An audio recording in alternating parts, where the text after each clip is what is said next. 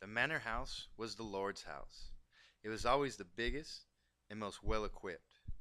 The Lord's family and servant occupied the manor house. There are thousands of medieval manor houses still standing all over Europe. Sometimes the largest building on a manor was the church. This was the case when the manor was owned and run by the church. Here, the church acted as the Lord. The planting fields were owned by the Lord, but the peasants and serfs farmed the land for both the Lord and themselves. Along with the forests, the planting fields were the source of all the food and medicine for the entire manor. The village. Most of the population of a manor was found in and around the village center. Farms surrounded the center where the market or commerce took place. Most people were born, raised, married, and died in the same medieval village. The mill. Water-powered mills were present on most, if not all, medieval manors. They were used to make flour out of the various grains that were grown in the planting fields.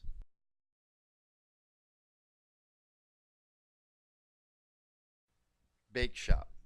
The flour from the mills always found its way to the village bake shop, where various breads were made for people to purchase. The barn and the blacksmith shop were two important buildings on the medieval manor. A barn in medieval England would typically be used to store food, grain, and other livestock. The blacksmith and his shop were responsible for creating numerous items during the medieval period, including swords, armor, keys, nails, and tools.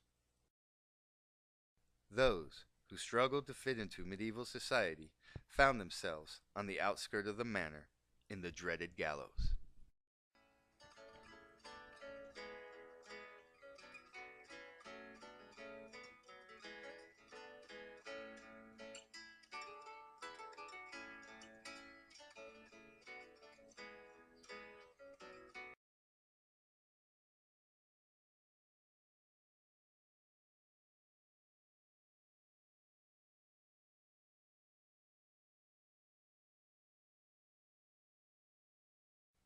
To start using SketchUp, click on the Start Using SketchUp button. You have 7 tools you need to be familiar with to start drawing a 3D building. There's the Draw tools, the Erase tool, the Fill-in tool, the 3D tool, the Move tool, the Orbit tool, the Hand tool, and oh yeah, you also need to know Lisa, the human reference point. Knowing where she is in your drawing will make your experience that much easier and enjoyable. To begin, click on the Hand tool. Then grab and drag Lisa to the bottom left corner of the screen. Next, click on the Orbit tool. Then place the orbit at the top center of the screen. Finally, drag the orbit down and to the right. Now, click on the Rectangle Draw tool. Drag open the rectangle on your drawing screen. Now, click on the Orbit tool.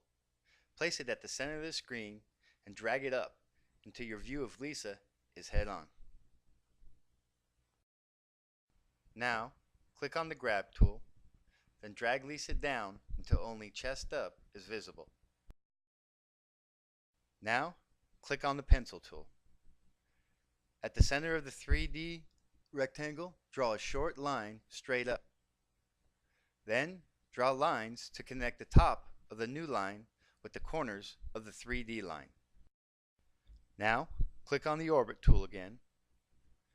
Place the orbit at the center of the screen and drag left until Lisa is on the right of the screen.